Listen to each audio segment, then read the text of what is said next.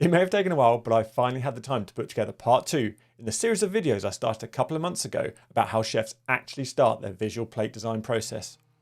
From my Food Envy podcast archive, I've put together the thoughts and processes from 4 more top UK chefs. If you've missed the first episode, I'll link it below. Right, no mucking around, let's dive straight in with Chef Ben Watson, former 3 Michelin star sous chef of Core by Claire Smith in London, who recently opened his own restaurant, the Golden Ball in Henley. So Ben, where do you get your inspiration to start plating? It's obviously like where I've worked and where I've eaten out. It's been an amalgamation of all that kind of stuff. And I don't know, it's hard because it's my first kind of role, I suppose, like plating things up. Because some of the dishes that I do are quite similar, like with the sort of symmetry, neat and tidy. And then like the dish that I wanted to do today is like a bit more, I don't know what the word is, like I heard, I think it was Nick he was talking to, saying a messy plate. It's a little bit more like that. Like it's not contrived. It's not like I've not looked at it and thought like that must go there, and getting the ruler out and like making sure it's kind of like I put it down a couple of times and thought like that looks nice. It looks kind of natural, seasonal, a little bit of the colours and stuff like that. Because from what I've seen when either speaking to chefs or just doing some research for this podcast, is the minority of chefs seem to actually have a plan before they start, as far as I can tell. You know, I've seen some people that will draw it out, little sketches and stuff like that. I think I would be like that.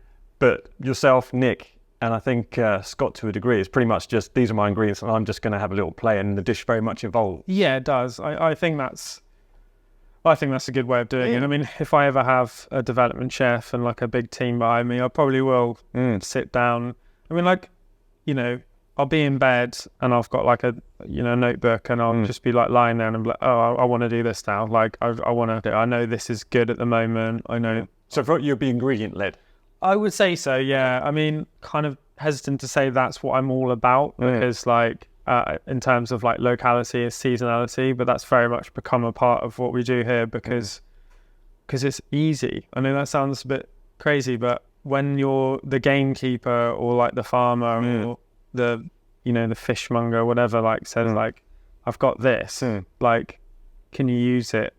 And you're like, and then you go, okay, I've been really lucky. The garden's small, but I've had loads of stuff out of the garden. Like, you actually have a garden here, do you? Yeah, well, it's not a veg garden, but I've got like elderflower bushes, I've got blackberries, got pears, got a little herb garden, and that there's gooseberry bush. So these little things, like, also from a cost point of view, I'm looking at I looked at the bushes, they're full of elderberries, and I was like, okay, I've got like a really cool old book that's like wild foods, sort of like, came out in the 1940s or something like that, and there was a recipe in there for elderberry ketchup.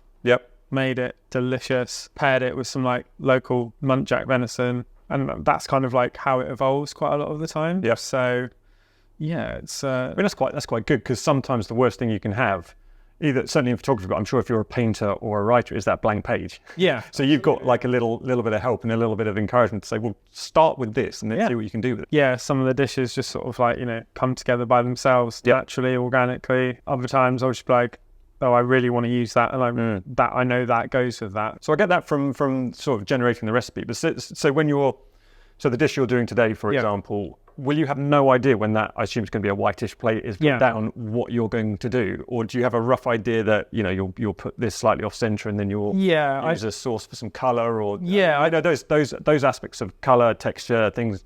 Is that thought out while you're doing the recipe, or literally will be? I think a bit of both. So I've got like white, greyish sort of white plates. All the most of the colours in this particular dish are quite autumnal. So I've got like beetroot, venison, blackberries, hen of the woods mushrooms. So it's kind of like dark reds, greys, and then put some chard on there for a little bit of green, a little bit of colour. Then obviously the sort of, the meat, the cuisine that you can see like how it's been cooked. And then we do some table pouring sauces here, but it depends on kind of what the dish is. We do a couple, but at the moment with the meat dish, just like I'll sauce it and I guess kind of old school way, like a little bit, and sort of like swirl it around so it fills up a little bit more of the plate. So I'm conscious of like space and color and height and texture and stuff. But if I'm not quite like that sort of person where I could write that down. I wouldn't be like, okay, beetroot's going to go there, because almost like I don't know why it looks nice. But I kind of can just in your mind. You understand composition in your mind. I guess so. Yeah. I mean, there's the one thing that I always think. I'm sure someone told me this once. Is like odd numbers look better on a plate than even numbers. So if I've got like a beetroot, I'll put like 5 pieces. I'll put 7 dots of the sauce on, or 2 or 3 of that. Like, so there's something about the kind of odd versus even on a plate, that, especially in that kind of design, where it's on there looking a little bit messy, rather than like perfectly symmetrical, which has like its beauty as well. But I don't know, there's something just like about the setting that we're in. I feel like what I'm doing at the moment is makes a bit more sense. I think that should come into it when you're thinking about what the style of plating you're doing. Like. I think you're right, absolutely, in terms of the sort of the environment that you're in. If you were super mechanical and super precise, it probably wouldn't be in keeping with where you are. That actually makes perfect sense. It's like got to be like ever so slightly rustic, like nice, generous kind of like portion. And everything kind of together, but so when you eat it, it's not, like just a lot of places that have like 1, 2, 3 things that say they're separate, and it looks very beautiful, and then you're kind of doing that kind of thing.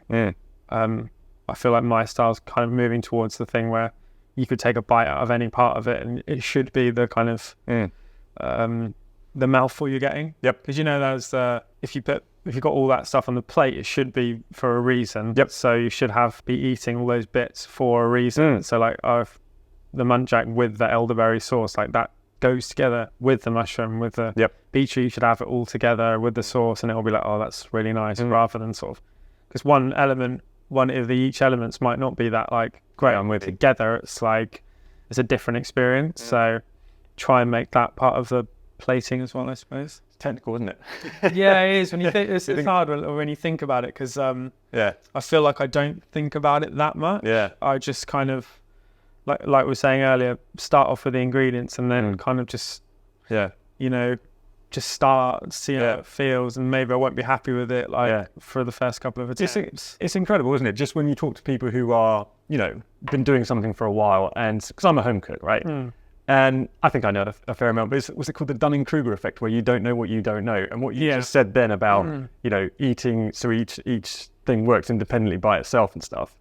I don't even know this, right? It's just fascinating to get that level of detail, because you've been doing it for 15 years, something like that. Another great way to get ideas about plating is to study how other chefs do it. That's why I've started the Plating Gym series of videos, which I'll link to here, where I deconstruct, analyse and reverse engineer how their stunning plates of food look so good. If you've learned anything from this video, it would be awesome if you could like, subscribe or comment below, as it lets me know I'm on the right track and you're getting value from them. As a thank you from me to you, why not download my free Plate Like a Pro checklist to help you get started on your plating journey? The link's in the description. Just by the like button. Wink, wink. What I really wanted to get from you is, obviously your food tastes great. I can attest to that. What makes or what inspires you to create a beautiful plate of food? It's a difficult question. Yes. And how many layers can you go into? Probably quite a lot. Yeah. But to start with, you've got to be really, really comfortable and proud of the ingredients that you start with, I think. And then when you strip that back down, you're then thinking about, how do I want this to look to the customer? And what can I afford in terms of crockery? Oh, interesting. Crockery. Okay. So the plate. Absolutely. The 9 forks. Yeah, I mean, that's your canvas, I suppose. Yes, it's foundation, isn't it? Yeah, absolutely. And I've always been very key.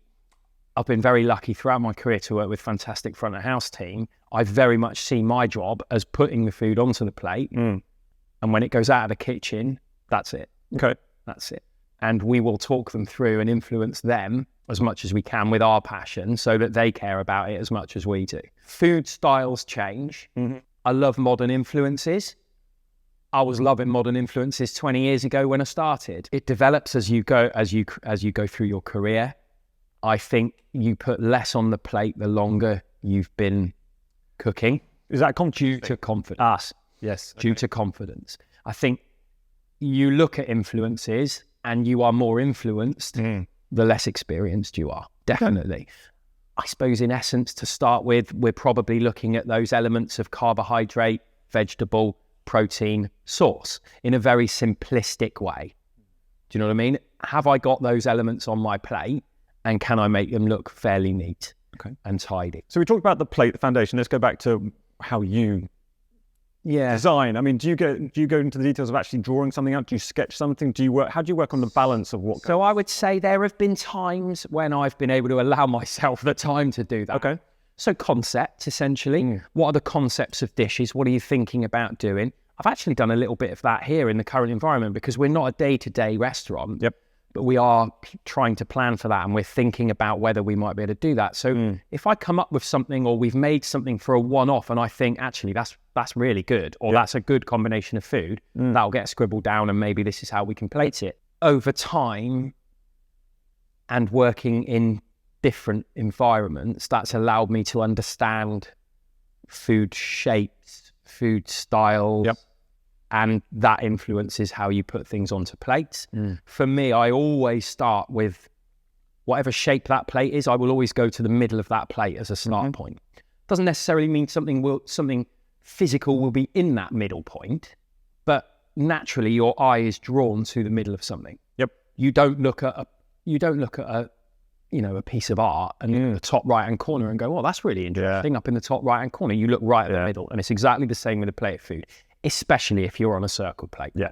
Because naturally you can see that shape and you go to the middle. So if you've got a big pile of something and then you bring some height in over to one side, personally, I always think that looks a little odd. I agree. I couldn't agree with you more. I did a shoot not that long ago with a brilliant chef, beautiful looking food. And I don't know whether it's a photographer side, but it's funny that you say it as well. A lot of it was positioned off center, and there was just something about it that didn't look quite right. They're unnatural. It was unbalanced. There aren't that many things that are abstract. No. I'm not saying there's not a place for abstract, and there are some very, very talented chefs that create fantastic, messy looking food. Yes. The trick for me is they've been doing it for a long time, and they understand how to draw your interest through color, height, texture. It's the same with photography. You've got to understand the rules to break the rules, right? Yes. And I think that's very true. You can't just kind of get lucky. You've got to know what you're doing. You're absolutely right. Years of experience. I think that's possibly a slight downfall of the Instagram era. People will look at high-end guys. The guys that have really got time to think about their plating are the guys that are in 2-star, 3-star kitchens and can afford the time to spend thinking about plate design. Yes, I've drawn that dish up.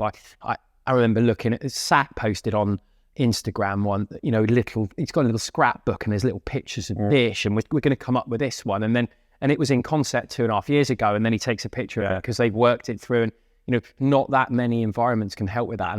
And it's a problem for maybe less experienced chefs, because they're like, I want to make my food look like that. Yeah. And then when they do, it's a car crash. Yeah. So I hope you've enjoyed diving into the world of professional plating with Chef Nick Gaylor, and that you found his insights into the visual world of plating as eye-opening and inspirational as I did. Then it would be amazing if you could give this video a comment, a like, or even subscribe to the channel. Now, your ideas and questions matter. So if you've got a secret plating tip you'd like to share, or a burning question for our next chef, drop them in the comments below and I'll see what I can do next time. So who knows, maybe it'll be your curiosity that sparks the next brilliant conversation with one of our chefs. Now let's dive in back to the video. So start with the plate. Yeah. Then we've talked a bit about balance. Where does your brain go next, sort of? Yeah. So as I said, most things are drawn to the center. It doesn't necessarily mean something's going to go directly into the center of the plate. Balance definitely needs to be there. And I always like to not fill right to the edge of the plate. Mm-hmm. We've done dishes where it's been a little bit more messy, but I'm still starting in the center. Yep. I'll think about the main elements of the dish. So if you have got something that's potato-y based and it's a larger physical element that's going to be going onto the plate, you've got to be careful about where that's going to go. And then how the rest of the components match up. I like to see the components on my tray prepped, cooked, ready, sitting, resting, ready for me to put onto the plate. I like to have a quick look at it before I then transfer that onto there, even if I've done it 100 times. Yep. Because it will generally be different. What's fascinating with plating is how I see something is completely different to one of my other guys or girls. Yep. And again, experience has taught me that I have to be careful about how we plate. And if I make it too tricky and and I can do it. If the next person can't do it and I'm asking them to plate because I'm helping somewhere else or I'm not in the kitchen, then the food is not the same as it was before. And that's only a downward spiral for me. The food has got to be the same. In terms of the general makeup of a dish, if you've got some lovely vegetables and some protein, and then most things usually have a sauce. We split a lot of sauces these days with oils and flavoured oils to give a really interesting visual. Some dishes we will completely finish. Some dishes we know that we want the perfect visual. I don't want the perfect visual in front of me. I want the front of house team to do that with the customers. So the sauces will come in the jug and they'll pour at the table. Table pours, Yeah, so there's a differentiation there between finishing plating and what happens at the end. In terms of design, it really does depend on what you're cooking.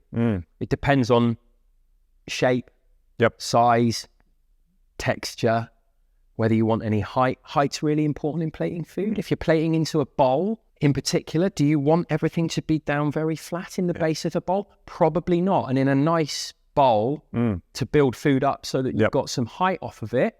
Well, if you're going to build food that's got height, you've got to have a dish that's capable of doing that. You don't want to be squashing everything that's in the bottom. So it varies depending on what you're cooking, what you're plating. I always think height's so important. Again, from a photography angle, it just looks impressive. Absolutely. And I think, as a non-chef, it just technically looks harder. Do you know what I mean? When I try and do something like that at home, it falls down, it topples, because I haven't probably done the basics of, like you just said, building from the bottom, all that stuff, So it's one of those things that I always think looks really impressive. Yeah. So I like to see it. Yeah, I mean, I think it comes a heck of a lot back to confidence. Yes. Interesting. A lot of plates now, the plates that I will create now, I would say are probably far more simplistic with less ingredients on them than maybe I was doing 10 years ago. Okay. Maybe. It'd be interesting to see that old picture. Because I do flick back through some of them sometimes and think, oh yeah, that was quite a good dish, wasn't it? But then a good dish to me is not necessarily a good dish in terms of selling or for the customer. You can go out to places and I can pick through a menu and think, oh, that's a chefy thing. I'm having the chefy thing, and you'll go out with a group of people and I'll be like, I bet the rest of them don't order that. But you can pick out some of the chefy things. Obviously, I want to eat the chefy things, the nice things. But yeah, interesting. Interesting how different people perceive visuals. Yeah, well, I think that comes down to it being an art form, doesn't it? That people do, it's subjective. People have different opinions. It's fascinating what you say about confidence. And less is more. That really interests me. 100%. That you just have more confidence that what you're doing is the best. It looks brilliant, and that's enough. You can spot the less confident chefs now, or perhaps less experienced, because I wouldn't want to knock people down. Lots of people create lots of delicious food. Yes. More recently, we've had the increase of the commercial suppliers that grow the little micro herbs. Yes. Well, they've always been around. For me, when I look at the micros, I've got a taste, and they've actually got a taste of something, because some of them don't. Yeah. But you can usually see when a chef's throwing a bit of red vein sorrel all over everything, and you're thinking, well, why is the red vein sorrel going on there? Don't put it on there. It might be the 8th, 9th, 11th element going onto that dish. Yeah. Oh, well, I just thought a little bit of salad garnish will go well on there. But you need to? Could you take 3 or 4 more things back off it there? And what you've created and cooked is still absolutely delicious. And you see that a lot on Instagram. Yeah. You see that a lot. There are specific of those micros that are more readily available. They're the ones that turn up on all the dishes, rather than the concept of a dish that may well then have something that perfectly flavours with it. And to go a level on from that, obviously, big influences now from all the food that we can gather in and around us. Amazingly lucky here. Hopefully this project we can deliver further with here, but there's all sorts of wild food all over the golf course. And there are sorrels and those sorts of things. Well, in the elderflower right now, isn't it? Which is lovely, with elderflower jam, all those sorts of things, delicious things. But, the concept of the dish, if it works all together, and when you're eating it, then you can create something a little bit more beautiful. You can create a really amazing plate of food, and when you take a photo of it, you're like, why does that look so rubbish? It looks amazing right there, and I want to eat it. You need a professional. That's what you need. Is that right? Is that right? That's what you need. Yeah, I mean, most restaurants, the angle that you look at it from, as you rightly say, when we send food across the pass, we will send it to the waiters or waitresses Yeah. And, you know, I want them to put the food down in front of them the way I have just plated it. Yeah. That's really important. Nothing annoys me more where they touch the edge of the bowl and, oh, it's a bit hot, and they spin it a little bit and put their hand around. I'm like, I want that to go to them like that. Yes. That's why we plated it like that. If you're just going to spin it around and put it down anyway, then they're not going to get the experience that we want them to have. Not that it's all about me, but I want my bit, as I explained earlier, my bit, when it goes out the door, that's all I can do. Yeah. To the best of my ability. Yeah. Well, again, I understand that, because again, it's your signature. People are coming a lot of the time to eat because it's you, right? So they are, yeah. It's the kudos of the chef, and is the chef there, and has the chef plated this and has been part of the cooking process. People do like, and you do. I think style-wise, it's difficult. People always ask me about food style. I find that really difficult to explain. Yep. I'm probably modern British, but my style is a combination of 20 years worth of working with different people who might not describe themselves as modern British. Yep. And that includes me being in a pub environment where 50% of our food is burgers and fish and chips. Yep. Still want that to look nice, you know, but there's with a bit of thought process behind it. You know, is that the right plate for a fish and chips to go on? Don't know. Is it or isn't it? Let's have a conversation about that. And if we've got the affordability, can we buy the right plate for that? I remember a guinea fowl dish. I loved it. Loved guinea fowl. It was with some sort of lovagey mayonnaise as part of the sauce, so very green. Yep. Then we had some pickled type of red onions and some gnocchi and some boudin blanc, that's like a soft sort of white sausage. With all and that those bits were all dotted around, and the green element, the lovage, was left to go on, and at the end the sauce was on the plate, and then the mayonnaise went on. So when it went to them, the mayonnaise hadn't puddled and run into the sauce, and by the time they got it, it just looked like a whirly, you know. So they could see that we'd been very precise about how we'd plated that dish.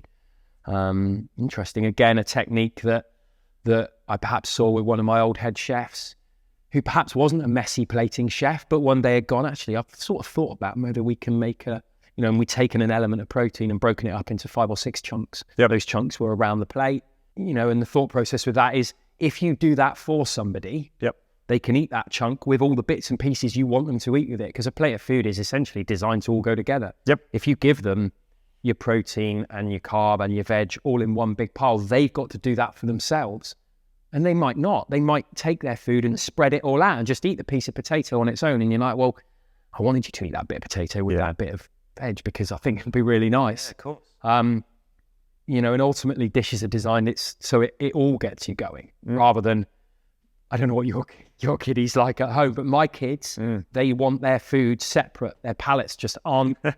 If I put the food together, they split it all out on the plate. They'll eat all their peas, and then they'll eat all their whatever it is. My wife does that. And I'm like, why would you do that? I mean, obviously cooking at home is very different to cooking in a restaurant, but in a restaurant, I guarantee you a chef wants you to try all of it together. Yeah. Because they might be balancing stuff with sweet and sour and salty, sugary, all those things that you need to get your taste buds flowing. Yeah. Good. Nice.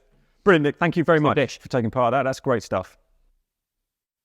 Talking about the actual plating, you can see we've come off the bottom of the plate a little bit. We haven't gone completely flat. Could actually plate another one in a minute and do a different style of plating with it. That would be good. Yeah. But we've given it height, by creating a base down underneath of peas and beans. We've got our radish there. We've got contrasting shapes, which is interesting visually to the eye. And then what we haven't done is muck that up too much with the rest of what we've put down on the plate. We haven't mucked that up by kind of throwing it and covering it all over the top of it. It would be very easy to take a big wedge of samphire and chuck it right on the top there. Now that'd be great for eating, but visually maybe not so much. Yeah. All right. As a photographer, I'm like, please don't do that. Please don't do that. Please all right. Please don't do that. So that's that one. Where do you kind of start, or is it an evolution? Or are you collaborative with your guys? For sure. I'll be honest, it's a mixture of all three. The scallop dish I'm going to do for you today is something, the dish in my head I wanted to do, and then we played around with it for like the last week, and then my head chef put one up, and I was like, oh, I like that. And we went from pear to apple, and then we played around with some different stuff, and it evolved together as a team. So I might sometimes put the idea in, like, I would love a cured fish to line it up. Let's talk about the acid, let's talk about that. And people will put their bit in, and we work as a team. I think when it comes to the dish, the first place to start is I look at my menu and I think, right, I need to diversify the offering a little bit. You've got your richness, you've got your smokiness, but let's give people the opportunity to have something a bit lighter. So we look at balance. Okay. And it starts with the ingredient and the time of year for sure. What's best in season? I'm sure you'll hear that from most chefs that you speak to. Is what is at its best right now. So that's our focus. Okay. But when it comes down to actually, so you've got the ingredient, you've got the glaze. Yeah. I mean, does it, because again, some chefs I've met will start to draw stuff out. They will have a plan in mind. I can't draw, so that's out the window. I'd be honest, it starts with what I want to achieve. Do I want something that's visually really refined? Do I want a bigger plate and then a small petite dish? I think from a design point of view, once I've got the flavors and the textures sorted, when I'm thinking about plating, I think about the ingredients, I think about the color. I want every ingredient to shine on that plate. Yeah. So many people I see will plate up quite a dark autumnal dish on a really dark plate. Yeah. And it looks great and tasty, but you can't see half it. It's really dark, whereas put on a lighter plate and you can see the sauce are clear and you can differentiate the ingredients. Yeah. It helps when you're eating because you want a little bit of that and a little bit of that. Sometimes when it's a bit dark and you just end up forcing it together and eating it, whereas a lot of chefs on their plate, they plate it in a way that how they want you to eat it, whereas each spoon or fork has a little bit of every ingredient on there. So, and would you say that's more what you would try? Yeah, I look at something and I think, how would the customer eat it? Yeah. And I think in the beginning of my plating up journey, when I was finding my first, head chef role, I was too busy what it looked like. I forgot about how it'd be eaten. So sometimes I'd have a dish I'd be super proud of, and then the feedback would be, it's really hard to eat because the bowl's too small and you can't get a spoon in it. So you think about how people are going to eat it. Yeah, I mean, it's really important to have that functional aspect to it, isn't it? For sure. To be honest with you, to think that through. But it's interesting, because I was chatting with a different chef, and they were saying about, and it never occurred to me before, that chefs generally, 95% of the time, it's about smell and taste. Yeah. Which is great, but then as soon as the diner comes in, it's visual. That's the first thing that they all, well, possibly in your restaurant, there's smell. Yeah, as we covered, which is wonderful. Then your ears go. Yeah, absolutely. I like that, Yeah. But then it's the first thing that they will do. It's the visual. And I said one of the pleasures I get is that wow factor when it gets put down. The craftsmanship. You can't get away with it just being too heavy one or too heavy the other. I think the chef I did on the last podcast, Kareem, who you know, was saying that he wants both factors to be at about 85%. Yeah. Both are important. It's not one or the other. Yeah. One doesn't take precedence. It's about both. And that was a really interesting point. For sure. I think most chefs you'd ask to, they're probably answering that question for the first time, where it's quite a natural process and quite organic for people, and they probably wouldn't think too much. It's probably interesting from a chef to think, what am I looking for? Because naturally you gravitate towards a certain style of plating, or the way, a lot of chefs, sometimes some of your top chefs, you can see that it's their plate of food, not knowing that it's their plate of food. You might see the picture straight away and know that's Noma, or that's Judge After, or that blah, blah, I think people have their own personality on the plate and stuff like that. But I think if you were to break it down, most people, almost, it's a lot of it's very organic and it's just their style, and they just gravitate to a certain style. Whereas I think it's quite interesting when you ask yourself that question, you're like, actually, why do I do it like that? Yeah. And then it's quite interesting because then you get into your own mind a bit as well. I think the design aspect, and I take your point about drawing because I can't draw either. Is it on social media? I think it was Sat Baines, who I've seen a few times, and you just see they've done like a time lapse of him drawing the dish, and then you see the actual dish. Yeah. Clearly, he's quite a talented artist, which does help. Yeah, it does help. So. But I think if I was a chef, I would be like that. I think even though I can't draw, I would want to have a starting point. But I guess it comes through confidence and experience that it's like, right, let's it's a good reference, right? So if you're able to draw the dish, you can see how far that may have evolved from sort of inception to on the plate. If you've drawn a dish and by the end of it, you've tasted it and you've got that it looks nothing like the drawing, or it looks exactly like the drawing, you can see the journey, you can refer back to it. Yeah. And there's a lot of chefs that will cook a dish like your high-end restaurants that are so good and people want to come back for it, and it will stay, that season will come around, they'll use that dish and it might alter a bit, and having that sketch and that picture and that kind of catalogue of imagery, it's perfect for them. Because like last year it was, we could refine that a little bit, actually that flavour profile, let's change it. It was nice, but there's probably a better way we can do that, bring that flavour in and make it a bit more interesting. So I'm very envious of people that can sketch like that. I've worked for a couple of chefs where they're surrounded by cookbooks and they're sketching, and then they want to be left alone and they're in the zone. I just wish I had that kind of creative power to draw, but mine would look like a Lego man on a Lego horse on a plate or something. I end up making anything look like a willy. Yeah. And it's not even a sausage. No, it's not. It's a nice salmon dish. Yeah. Talking about influences. Yeah. I'm really intrigued though. So when you talked about starting new and doing the plates, how do you start? Because for me, so when I'm doing street photography, it's literally just a process of I put myself in an environment. I'm not sure that can be an equivalent as a chef because it requires more thought, more planning, I would imagine. And that's why I particularly like street photography, because my normal photography is very structured. You can see by all the equipment here, you have to do things in a certain order, all that kind of stuff. Street photography, just go out and see what happens. How do you start when you're just doing something for yourself? And if it goes on Instagram or not is not the matter, but I'm just intrigued to how you start. More on the plating possibly than the actual cooking side. Well, That's funny that you mentioned the plating. It is more than the canvas, it's the medium of expression. And it's almost like we exist in space-time or along the fabric of space-time. The food I create exists along the fabric of the plate. So if you work the fabric of space-time, experience as we perceive it changes, like reality changes. It's no different from a plate. Change the plate and the experience, the reality changes, the perception changes. So for example, if I put a piece of fish on this plate, and I put a piece of fish on that plate, it probably belongs on one more than the other. So the ingredient is abstract, and it's complemented by the abstraction of the plate itself. So now I have more possibilities. So from 2 ingredients and 2 plates, I have maybe 16 possibilities. My math could be wrong. Let's say 2 to the 2, it could be 4, it could be 8, whatever, but you have that many possibilities. Well, it depends. If it's a round plate, you have uniformity. But let's say the plate is angled, right? And you shift the angle of the plate. Then the angle of the food, does it remain static or do you shift that? No, I don't think necessarily in that way. I'm not as angular in my conception. However, when I see the plate itself, and this is funny you mentioned that. So it's something I used to do, and never really told anyone this, right? But I would turn the lights off. I have to be alone in the house. I turn the lights off. I put some music on, music without words. Normally it's Max Richter or something, a recomposition of Vivaldi's something where I can actually envision this plate. Yep. And I would use my hands to draw the plate, right? And while I'm drawing the plate, I start to see, what do I see on top of it? Maybe I'll see something there. And when I see that one thing along the middle of the plate, do I give it a color? Perhaps it's orange, okay? So what is this? It's a carrot. So now I have a carrot and I have a plate. And then what? Do I have a sauce on it? And yes, I do. So what does that sauce do? That sauce is drizzled around it haphazardly. Okay, so what does it mean now? Oh, what is this? It means something to dress it. Now, what is the texture? I don't know why I think fur. For some reason, this is how creativity starts. So I have a carrot in a plate with a sauce and fur.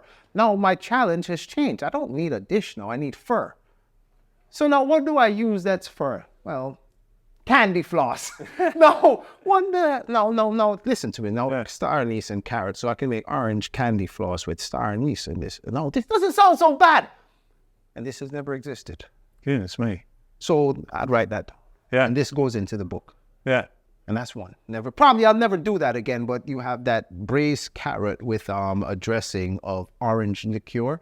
Maybe let's say orange, and what goes well with orange? Orange and fennel. So I juice some fennel, reduce it with orange juice, split it with an anise oil. So it's really star anise flavor. It's probably braised in an orange juice, and then it has that orange candy floss with star anise. So what does this taste like? I have no idea. But it exists, and I don't think anyone has done this before. Yeah. Well, I guess if it does, it's parallel thinking. Yeah. And that's how I would start this. And then I would literally, when I do that, once I'm at that point where I think I have a conceived dish, in reality, I don't write it down. But then I kind of do this and I wipe the plate clean. And then I go again, I start again, and I start again. And then maybe I swipe something. So what have I swiped? I've swiped a puree because it's a swoop. Okay, what color is it? It's a shade of brown. Okay, what could that be? Ooh, roasted apple. Okay, now what else does that mean? So I have that. I have the puree. The puree is going this way. I don't like it, so I visually turn the plate there. Okay, so I have the puree. I have the swipe. I want something on the side of it now. So I have that balance. What could that be? Okay, here I have a duck leg.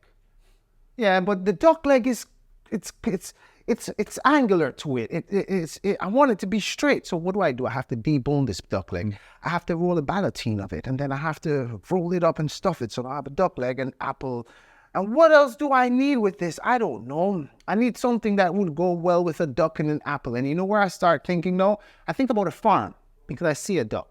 I see an apple. So what else do I think about now? Ham. Don't ask me why I'm thinking about ham. It's because there's a pig there, but I know ham, apple works. So what could I do that could complement that? I don't know, but maybe cabbage. So I think cabbage because that's what you'd feed the pig. So I have duck, apple, ham, cabbage. So what am I doing with this ham and this cabbage? Maybe I could braise this cabbage, right? And then set it into something that's shaped in a log, which is doable because all I have to do is layer the cabbage as a gratin and put some stuffing, sage and apple. So now I have a sage and apple stuffing. Then I'm going to layer it. I'm going to press it there. And what am I going to do now? Because I have this cabbage, I'm going to roll it in cabbage again. Let's set that on top of the puree with the duck leg. So it's a very interesting mixture of, you never heard that duck and ham. No, but in my mind, this works already and I can taste this. I'm telling you this works. I told you about tasting things before, so this is me cooking this dish in my mind. And it would take me a few hours to make this happen, but it exists. Yeah. And this is me pulling from that well, that inflationary field of creation that existed. I believe we all inherently tap into whatever methodology we use, what idiosyncrasy we have. But I believe that we can connect deeper to this well and realize how infinite it is and pull from it and create. If you've made it all the way to the end of this video, well, congrats. And I hope it's been helpful in your visual journey. If you're a new Plateist, then can I suggest you watch this video here, where I reveal secrets that will transform your dishes from the ordinary to the extraordinary without breaking the bank. Join me as I share 3 items that you probably already own for unleashing your inner Plateist, plus a bonus tip that could be a game changer. Thank you so much and good luck.